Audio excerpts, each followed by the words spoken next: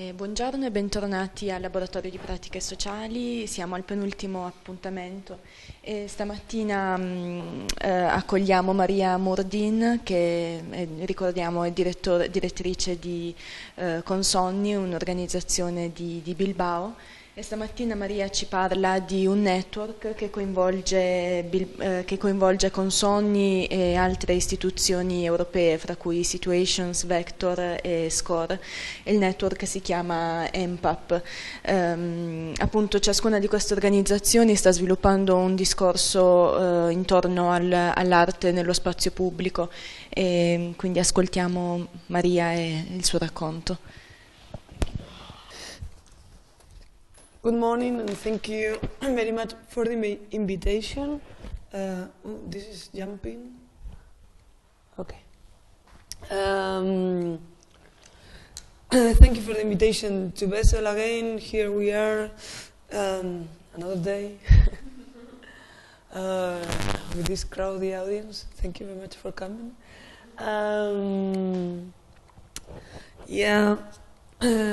Today, the idea is to talk about EMPA, but not only. I mean, before talking about what is this network, thank you, Anna.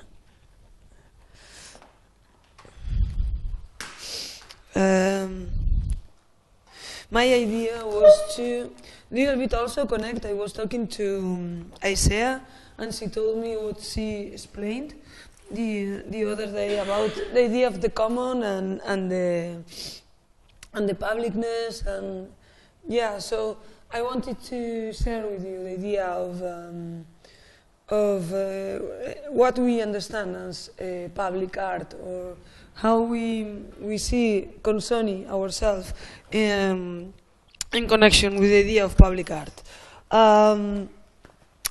I have to say that many times, actually one of my colleagues, because in Consonni we are 4 partners and 1 employee, and one of my partners, Olaya Miranda, I remember that she and Mariel, while she were in a conference, I think it was in León, and we were invited as Consonni to talk about public art. And it was really funny because the title of the conference was Consonni doesn't produce public art. So somehow it was a provocation, but not only that. I mean, it's for us it's important to assume that it's not really clear what means public art, and that could be so many things that for us is more interesting to talk about art and public sphere, art and publicness, the idea of production crossed to the concept of publicness, rather than that having this kind of surname to the art. I think that the surnames to contemporary art most of the time a little bit dangerous. I don't know, dangerous, but confusing at least. I mean, this kind of feminist art, Basque art, Spanish art, I mean, are always really complicated too. It's like trying to have a close identity with something that is really immutable, like is contemporary art and our practice, and also from our kind of situations and organizations that, as we were talking yesterday about the precariousness that we live. So how could it be possible that if we don't know if we are going to survive to the next year, to be obsessed with this kind of identities really close? And I don't think it has many sense. So I think that, as I was saying also yesterday in my presentation about the kidnapping, or some concept as the idea of flexibility, that this kidnapping from the neoliberal system, that it seems that flexibility or mutability, this kind of ability to be able to adapt to different situations, it's somehow understood as some kind of chance to make an exploitation. But at the same time, I think that could be really is the way as we work. We really need this kind of flexibility because maybe it's the only thing that we have to survive. Also, in the crisis of Spain now, we can discover how there are so many institutions, public institutions, that they are really in a difficult situation because they are not really used to be able to be surfing in this kind of flexibility, to see, I mean, they were so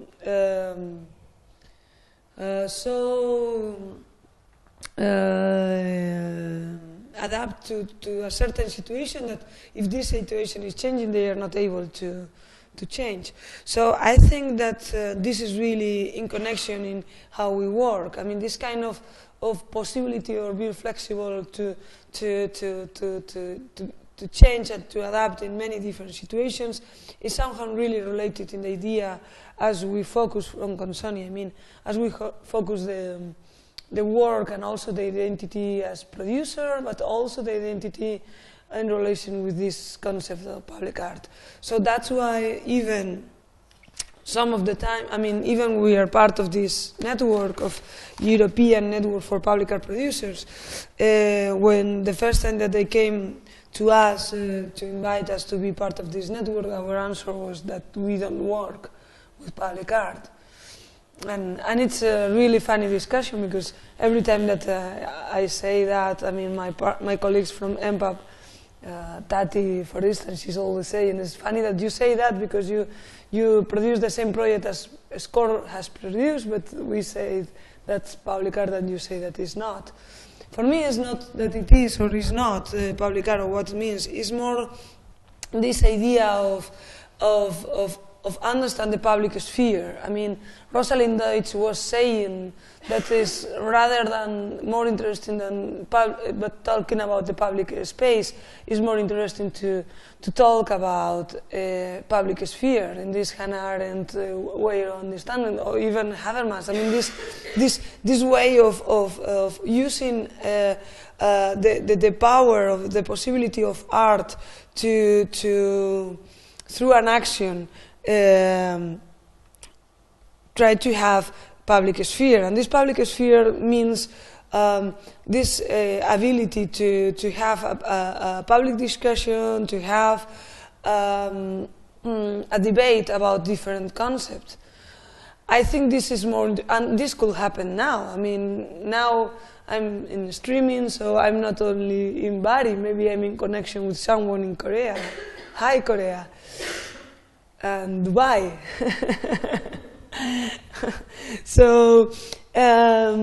So finally, maybe being here and talking about this kind of issues, we are making this public sphere that is could be maybe more efficient that having a sculpture in the square that we have out this building. Even people is going to understand better public art, this sculpture outside, rather than this discussion here. Or as you were saying yesterday, this idea that you told Viviane about this public realm finally is becoming a book. I mean, it depends on how situation that is developing, but obviously that's right. I mean, it's true. What means? I think it's really important to have this kind of concept in mind, and because otherwise, even for the MPAP, obviously, it was really important not to fall in this easier situation about what means public art like this sculpture outside. But for me, it's even more complex than that. It's also talking about the space. I think Isaiah, like 2 or 3 days ago, was talking about this kind of issues, and that she was also talking about some examples about this kind of art and public sphere that they were not happening in the public space. If we understand public space in a literal way as the street, for instance. Also, I think it's interesting. I mean, today I was using for the presentation of today the idea of hi. Today is more cold, right? Than yesterday. It's colder, right? Yeah, I'm a little bit. I think, yes, talking about this idea of public space, of public sphere. Today I came with the title of Going Public, that at the same time is the title of the book of Boris Groys, Going Public, and also was the title of the symposium that we make in MPAP, that it was Going Public, Telling It As It Is.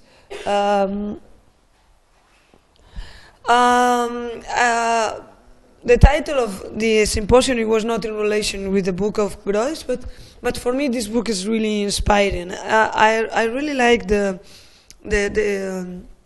chapter he has about the production of sincerity.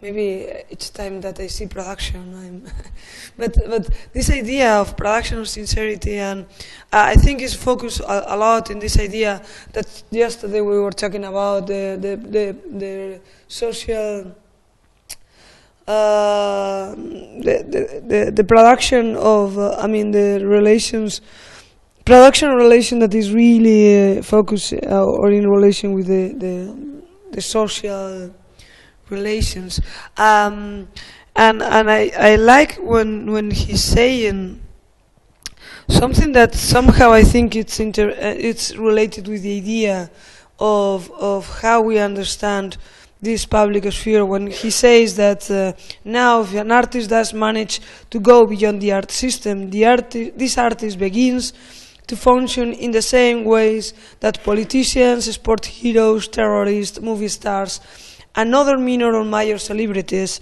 already function through the media. In other words, the artist becomes the artwork. While the transition from the art system to the political field is possible, this transition operates primarily as a change in the positioning of the artist vis-à-vis the production of the image. The artist ceases to be an image producer and becomes an image himself. This transformation was already registered in the late 19th century by Friedrich Nietzsche, who famously claimed that it's better to be an artwork than to be an artist. Of course, becoming an artwork not only provokes pleasure, but also the anxiety of being subjected in a very radical way to the gaze of the other, to the gaze of the media functioning as a super artist.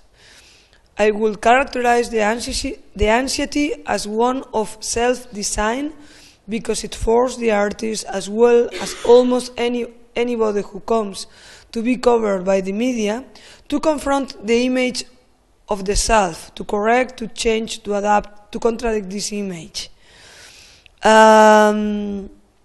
He continues saying, today one often hears that the art of our time functions incorrectly in the same way as design. And to a certain extent this is true, but the ultimate problem of design concerns not how I design the world outside, but how I design myself, or rather how I deal with the way in which the world designs me. I think this is interesting. So we have this kind of two concepts. That, for one hand, the idea of Rosalind Deutsch of public sphere, of art, having the possibility of doing this action of having the public sphere in the way that Hannah Arendt was talking about, in this way of have a debate, a possibility to empower, to, in a certain way, talking about advocacy somehow, we can, yeah. But we have this idea of the possibility of art having trying to have this public sphere, and for the other hand, we could have this idea that Boris Groys is talking about, the self-design and the world design in me, and how I mean, if the artists and if the artwork and if the works, we are trying to have this public sphere and to try to have another kind of situations like this public sphere, this politics, or if somehow the artist or even the producer will become, if we are trying to have this public debate and if we are trying to kidnap this public sphere, at the same time we are becoming somehow this kind of politicians of this kind. Yeah, this kind of situations where we are doing marketing of ourselves all the time, and I think really for these artists trying to, I mean, not only outside the museum, also inside the museum is happening all the time.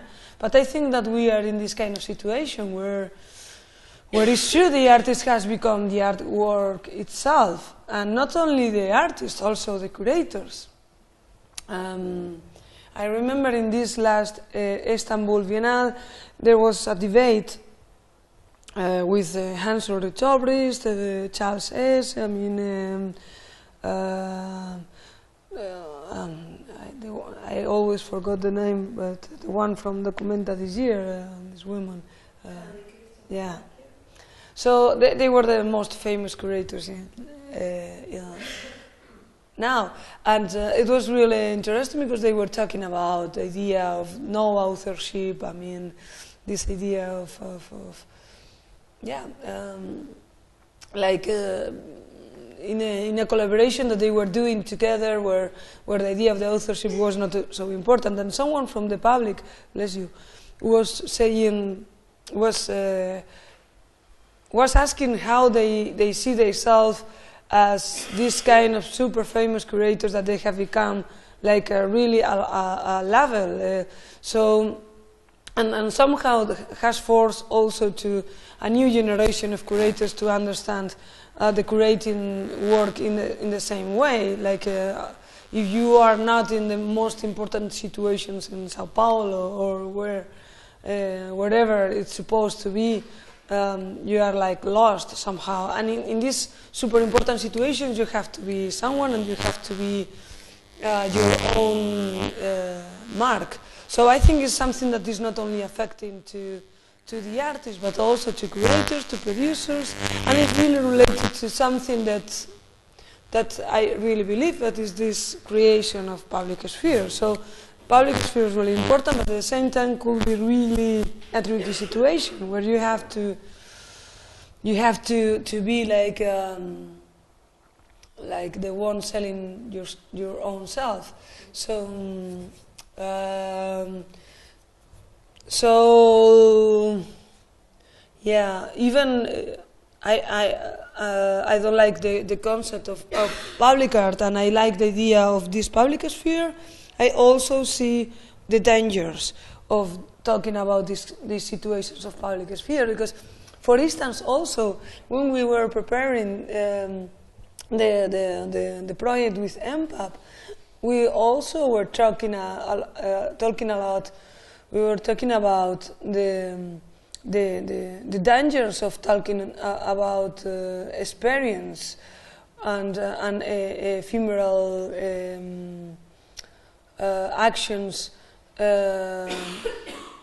If we say, obviously, yeah, we are more interested in another immaterial situations maybe, or this kind of experience rather than a sculpture in the square. But come on, I mean, if we think that a sculpture in the square is a representation of the power of institutions, and an experience could be even more instrumentalized. IKEA is not talking nowadays about objects anymore. It's not talking about their furnitures. Their campaigns are all the time talking about the republic of our homes and this kind of concept. So we are in a moment that where public, where experience and materiality and is really related to this marketing, to these possibilities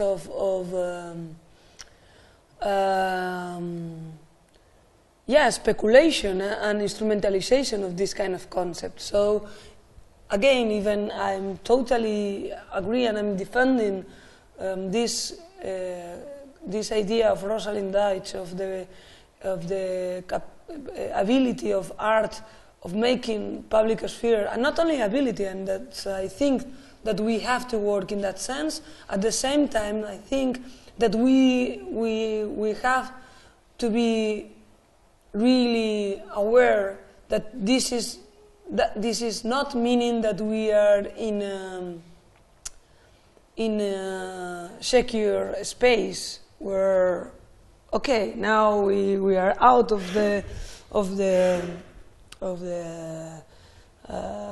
sculpture, we are out of the instrumentalization of our squares. We are out. No, I mean, it's even, I think, is more complicated, because maybe not in Spain. I don't know how it's in Italy, but for sure in so many countries as in England and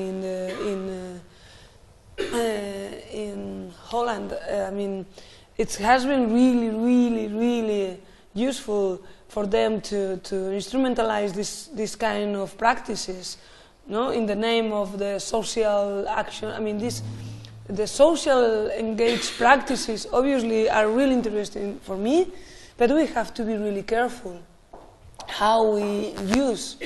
For one hand, we can be instrumentalized. I mean, the art can be instrumentalized for the institutions, and at the same time, we as actors, art providers, artists, producers, curators, we can really instrumentalize the social, the collectives, and so also talking in the examples that Marcelo Esposito was talking yesterday, that I was using yesterday, I think it's more interesting to talk about, or to be really aware all the time of the idea of an exchange. Not to think that the intellectual is coming and is going to show to the collectiveness a miracle.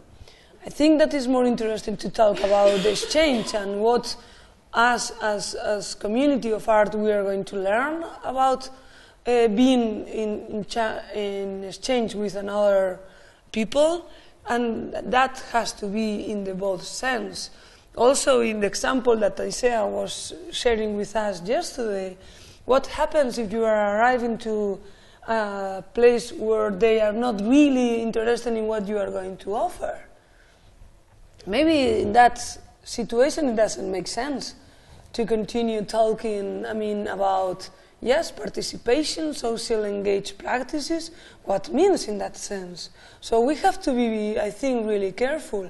I'm really interested in working in these issues, and I think Consonni has made many projects in that in relation with this. We were working many years ago also, not only in EMPAP. I mean, obviously we were part of EMPAP because we have made another kind of projects in this situation, and we were some years ago working together with Identitat, that I don't know if you know the Identitat. It was an open call based on Catalonia. That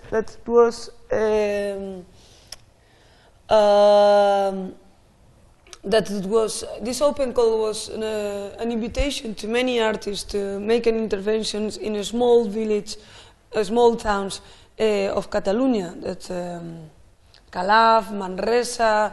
So it was really interesting because they were this kind of situation where the artists and I mean, it was like every year in a small city like Calaf, that is really small, or Manresa, that they're like I don't know, 40,000 inhabitants, but Calaf is smaller. It's like maybe, I don't know, 5,000 or 10,000. Yes, it's a really small city. So imagine every year they were having many artists arriving there and doing always participatory projects. I mean, we have to be careful and not ending like Bienvenido Mr. Marshall film of Berlanga. I don't know if you know the film. It's a Spanish film that it was made when maybe in the 30s or in the 40s. Bienvenido Mr. Marshall, no? Bienvenido Mr. Marshall.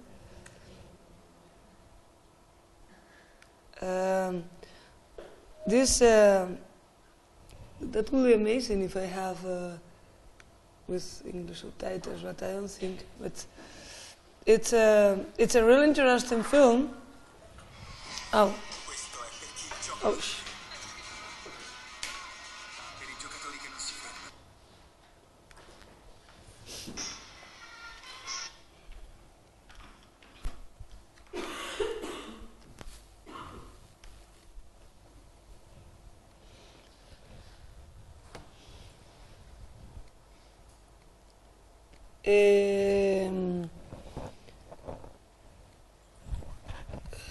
It's not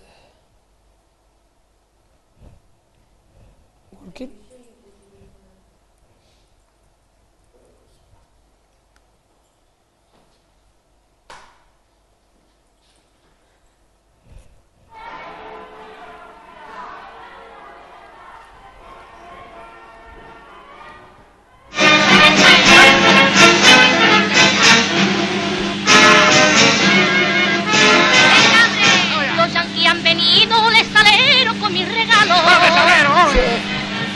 Y a la niña bonita van a obsequiarla con el to talk about public art and the danger that you can have when you are trying to.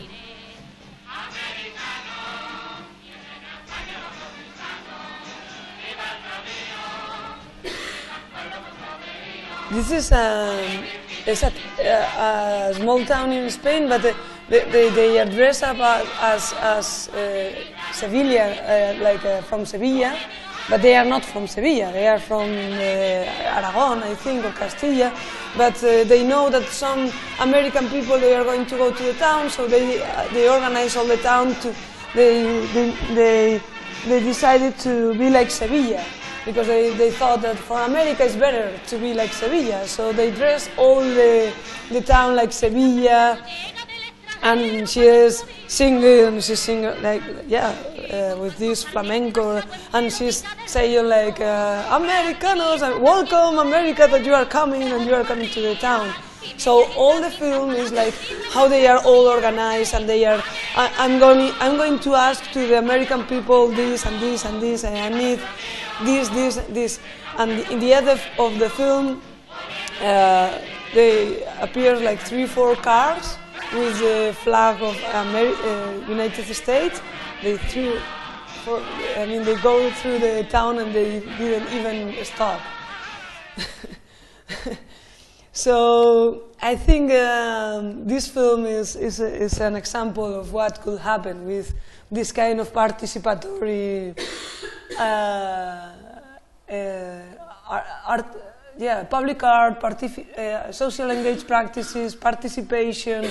We have to be really careful, I think, because for one hand we can make these kind of expectations to certain town or certain space or certain neighborhood or certain collective or whatever, that the miracle could happen. That is not true. And could happen like with the Americans, that finally they are not even stopping. So all the town is like la la la la la la, and for nothing. That could happen for one hand, and for the other hand, we can have just the opposite problem. That they don't really care of what you are able to give to them.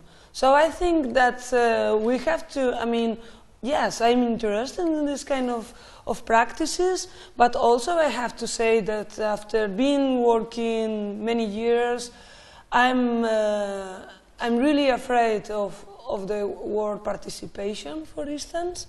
I think that it's really, sometimes that could be problematic. For instance, we were we were working in this project, in this Artium.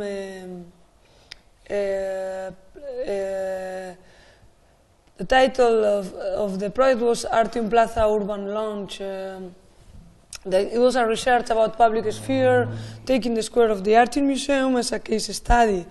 Artium Museum wants to activate in relation with the environment where it's located with the city, with Vitoria-Gasteiz, and as aim the relation of the institution museum with the society. For it, they entrust to Consonni a project that is formalizing the transformation of each inside the square in a real public space.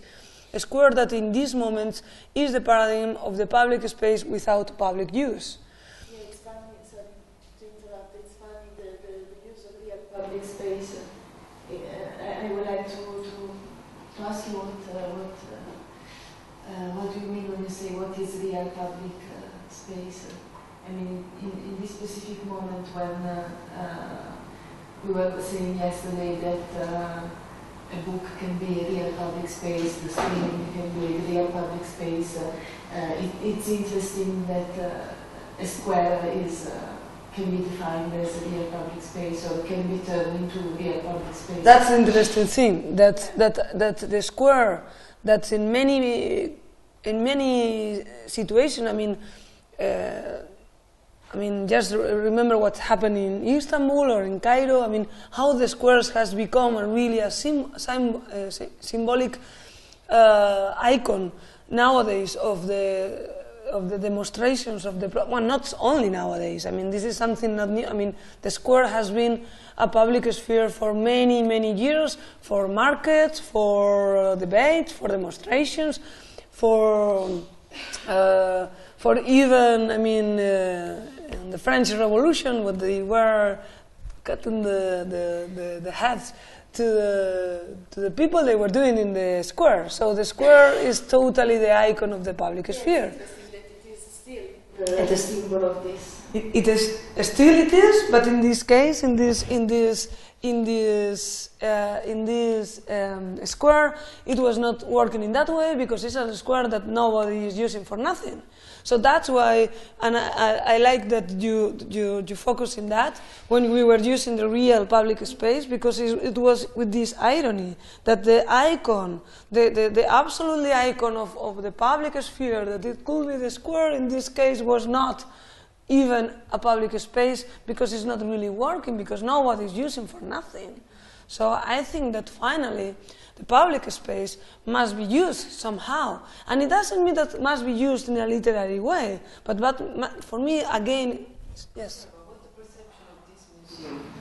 What's the perception of this museum? Do you think that the fact that this square was not used is connected with the perception of the museum? Yes. I mean, the museum was in touch with us because they were really aware of the square, because Not the square, the perception that the citizen had, the connection they have with the museum. Yeah. Now I understand you. That you mean that the not use of this square is somehow with the lack of the relation with the museum. Yes and no, because there is many people that is in connection with this museum in the city. Even when a lot of young people going there. Young people, I don't know. My mother is one of the friends, for instance, of the museum. But not in the square. No, but this is a good example, Mom.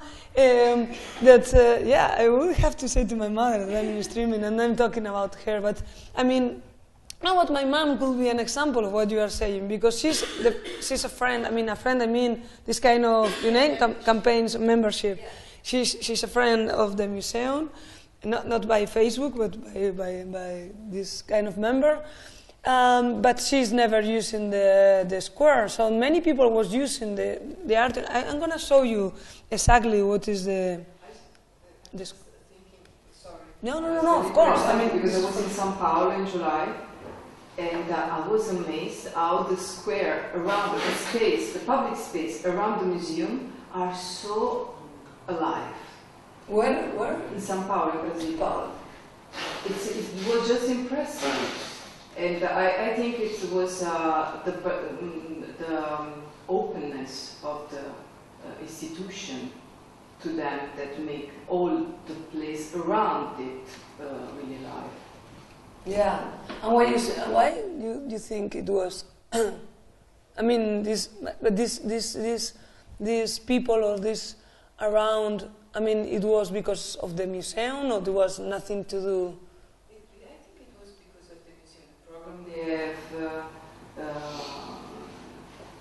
and how they organize the space. The possibility, for example, they can put also things to sell. There were a lot of young people, and they can use really the space to do something. You know, skateboards, activities. Actually, the square is used for parkour and skate, and some of these kind of activities sometimes are working, but not so much. I mean, the problem is that the building itself that is not really well done. That's the main problem of this square. I mean, you can see here different pictures of different uses of the square. You see, okay? I mean, maybe no, maybe. Yeah, no, it's better for you. Yeah. So. This is already structural, particular situation, no? Because it's like a swimming pool, an empty swimming pool. Totally, that's totally the situation, because it's the museum is wait, sorry. It's I mean the museum is this building and this building, and the square is something that is in between. So sometimes the real use of this square is the workers of the museum, that they are going from this space that is the exhibition area to the offices, and sometimes to smoke. The question is that here it was many years ago there was a market, a food market and an animals market, but then it was the bus station. They destroyed the bus station, and they wanted to make a parking, so there was this big hole that it was done, but then they end not doing the parking, but the hole was there. So the architect, they decided to use the hole, and decided to do this strange building. For us, I mean, the museum wanted to dynamize somehow this square that, as you see, I mean, they have already used sometimes. Those are activities made by the museum, so obviously they use sometimes the square, but it's not something that is really in the imagination of the people that go in there to do something. So even there is here like a huge room that they use sometimes to make concerts or to do different activities. So sometimes they use for that. But for us, I mean, for me, this project, the more interesting thing of this project is not the project itself, but it's also the interest of the museum, or what the expectations about what Consonni can offer to this museum, to what Consonni can offer working with artists. I think this is interesting because, I mean, for us, when we were talking with them, for me it was really, really, really important to clarify that we were not interested in inviting an artist to dynamize or to do something that it was supposed to be part of the museum. I mean, the goal of the museum, as you are saying. I mean, if you want this part to be active, it's the museum that really has to do. So, and it's true that it was like 2010, something like that. 3 years later, I mean, things has changed, and they are doing many things in the square. What we decided to do was to make a research, because we were saying we are not going to invite an artist to neither instrumentalize the artist or using them like a designer or marketing, and you know, like, and now we are going to do like, I don't know, this bienvenido Mr. Marshall again. I mean, so for us, the decision was to make a research about, so we invite an architect that she works more. This architect, she was specialized, she was doing the PhD about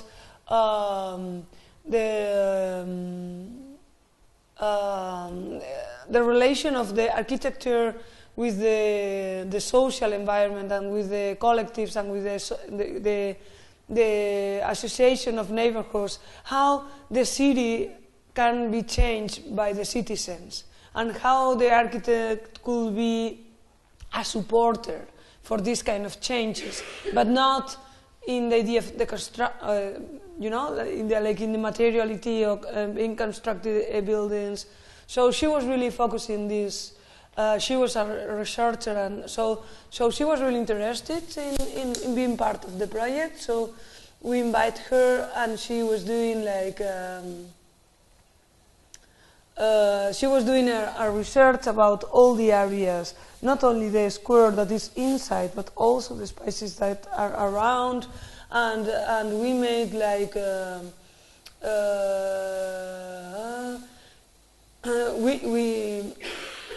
she makes like finally what we give to the museum was like an abstract and a document where we are suggesting to the museum what they can do with this square, and not only what they can do, but also it was like a document where we were making. I mean, we were making a reflection about what means participation nowadays, what means, what was the methodology of the work, because we made different interviews, we made like a visit with the membership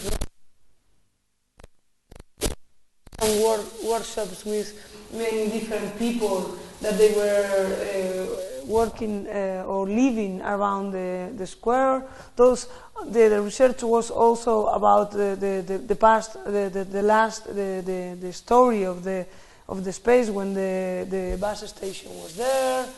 So finally, and this is like the architect Tania Mauro. She was doing this kind of research about all the possibilities of the square, and also the relation of the square with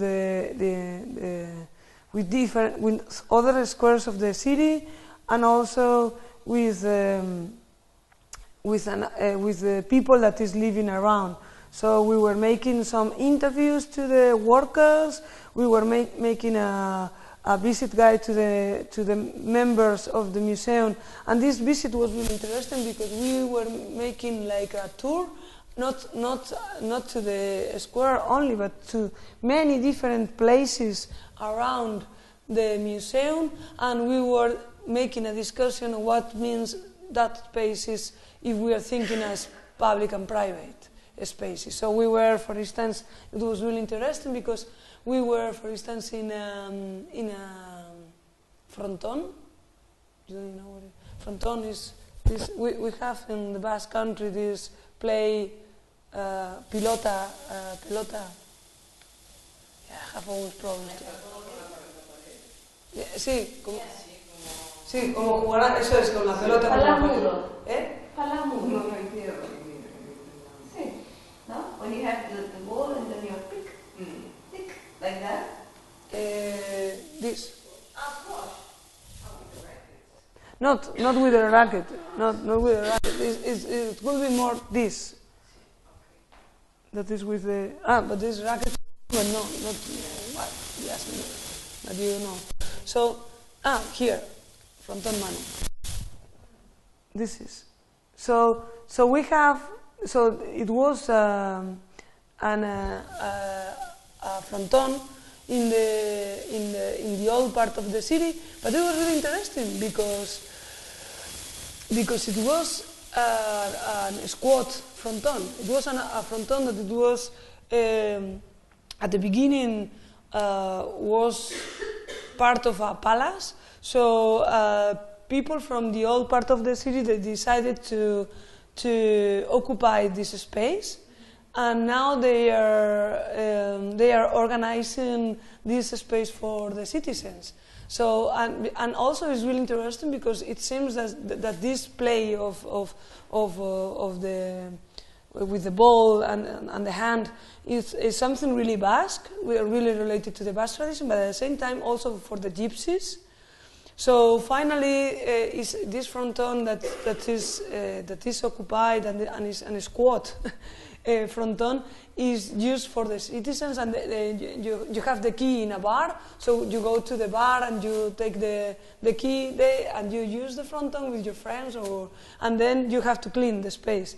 And there were so many different groups using this fronton: gypsies, Basque young people, and also, and this was really interesting, a group of businessmen that they work near there.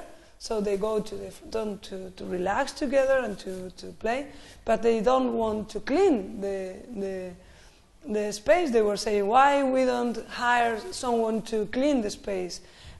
Because they have money, obviously. So and the people that is organizing and coordinating, they were saying, no, because this has to be in community, and we have to be care of this space. So they are doing all the works to maintain the space. I mean, it's really, really interesting. And we were visiting this space, and we were asking what this is a private or a public space. Well, but the use is really public, but at the same time, you know, this kind of discussions. Or we were going to some parks that they were public space, but at the same time, in certain hours, they were closed because of the danger. So we were doing this tour and these visits, and it was really interesting. So we were making this kind of debate, what means we were doing a survey also to all the different shops that they were around the museum, asking them if they show any connection also with the museum, not only the square, but how they see. Because also, as I was saying yesterday, we are really victims of Guggenheim Museum, and not only as Basque people. I mean, the culture politics in Spain, but not only in Spain, I would say in Europe and in the world, has become this idea of you need to have two things in your city. One, a jazz festival, that really there is so many people interested in jazz. So you need a jazz festival and you need a contemporary art center. Otherwise, your city is a shit.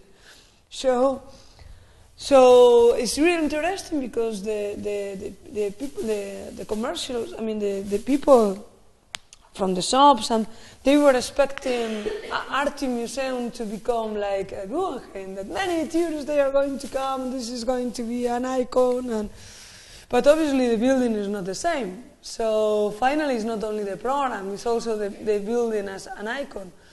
Also, we were doing workshops with all the people that they were, I mean, many different associations. There is a theory that the architect was working with, that it's supposed that one culture center could have un radio de influencia, an influence area. An influence area that is like, I don't remember, like 15 square meters. So we make these 15 square meters around the museum, and we located all the associations, all the collectives that they were working, and we invited them to make a workshop. But and the workshop was really focused. It depends when we were with teenagers, or if we were with children, or if we were with commercial. I mean, it depends. The methodology was changing.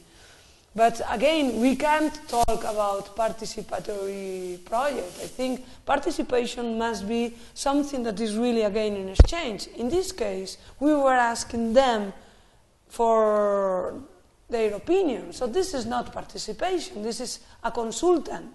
That obviously, to make a consultant is a way of participation, but it's a really low way of participation. I think that's important, because otherwise it seems we have this kind of use of participatory practices that sometimes I think they are, yes, could be, but it's only this level of consultant. Yes? It's more like an idea, it's not a question, but I think that sometimes the problem with all the understanding and development of a participation project is that it's still associated with an event. It's still associated with the fact that you have to develop a project.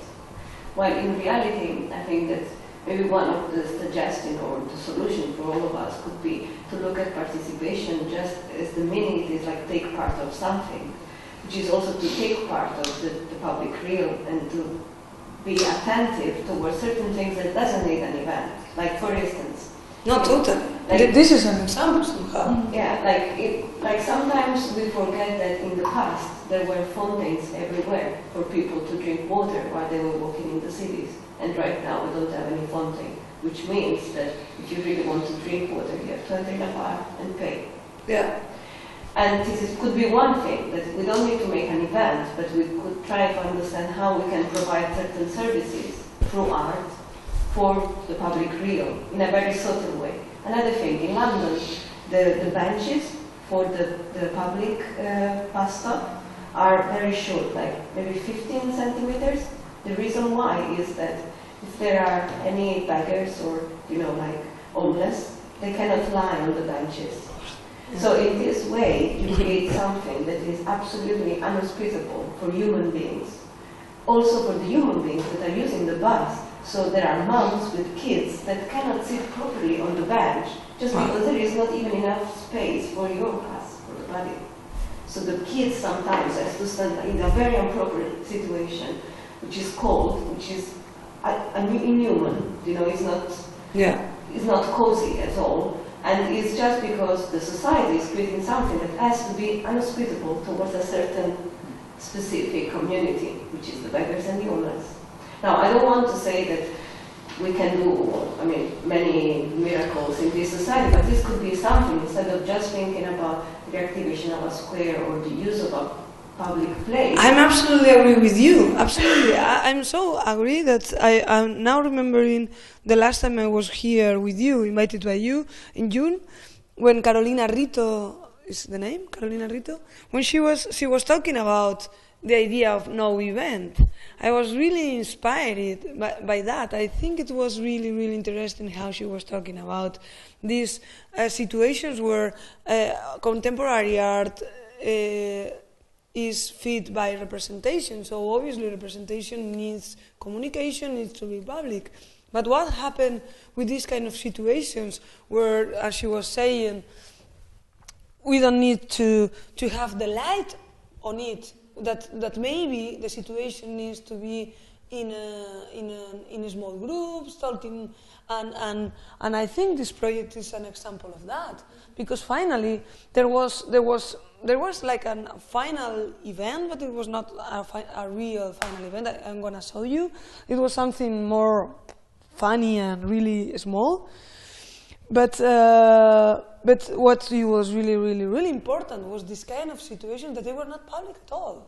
They were really talking about they were also sometimes giving the opportunity of certain people to be inside the museum, and it was the first time for them, for some of them to be invited by the museum to be there. And also it was finally like a connection, and it was like a network to the museum, saying that those people, they say that they want to work with you or they want to be in touch with you. So, and some of the time, sometimes there were people that they were already in touch with the museum, but there were people that they were not. So finally what we made in that case was to be a mediator rather than another thing. And it was not important to be super public. So the dynamization, and then the idea was to invite artists, but for me, the idea of inviting artists was later.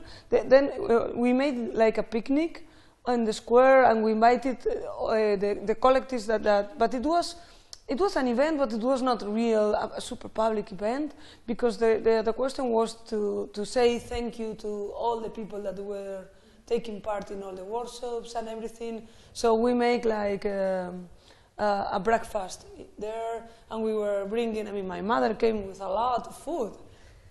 Yeah, she was, yeah. So the idea was to share what we have learned with everyone that was taking part. So it was a way to say thank you rather than this kind of event. But so, and then the conclusions are more like the idea of the identity of the museum in relation with the city, as you were saying, the idea of how a space could be a paradigm of public space. I'm talking about Jordi Borja. I mean, it was more theoretical that really, I'm talking about the publics, what it was, the identity of the square. So finally, it was not really a dynamization project, a participatory project. It was not that. It was a research about what means publicness, what means the use of the square, what means the reality and the relation, as we were saying, between the museum and the city. Because I think this was really the need, you know, maybe not the need of the museum, but it was what I think contemporary art can offer, because otherwise we are going to become clowns. I mean, we are, as Consonni, inviting artists to, so for us was, we are going to do this research, we are going to give you this to you as museum, now you can use all this network, all these people that we have been in touch, and then we are going to invite some artists to make something, but it doesn't mean that this artist has to really de-enamize the square, because you have the tools to do that. And then we work with Superflex. We invite Superflex to make something there, and the project was not done because we didn't have the money to do that finally, and because of many different problems. But I think it was interesting, but for me even it's not a project done. I want to, now we are working in a publication, I would like to have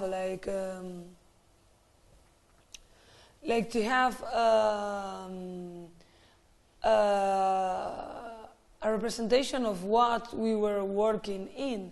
And they propose us to continue with their tool of power toilet that they have done in New York, and they have done in many places, where they put the toilet of an important or an iconic building, and they put in another place. For instance, in New York, they were putting the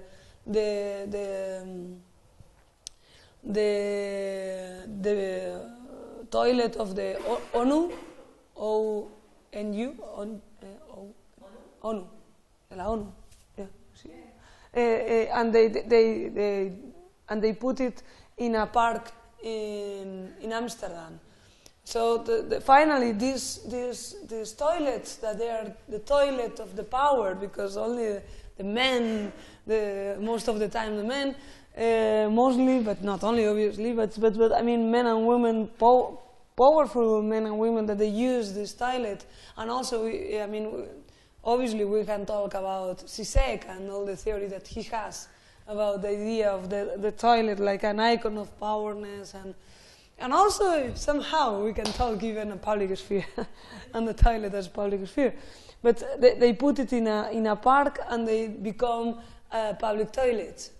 So they were proposing the same in the square, and they wanted to make a recreation of the publics of the Museum Guggenheim in the square of the Art Museum. So it was talking about many things. Also the symbolic. I mean, the reality is that the Art Museum exists because Guggenheim exists. So finally, if you make this recreation of the toilet of the Guggenheim, and if it becomes a public toilet for the city, it's talking about the use of this building, it's talking about the culture politics and many things. I don't know. I would like sometime maybe to believe that maybe in the future we are able to do that. But again, this would then imply the activation of participation.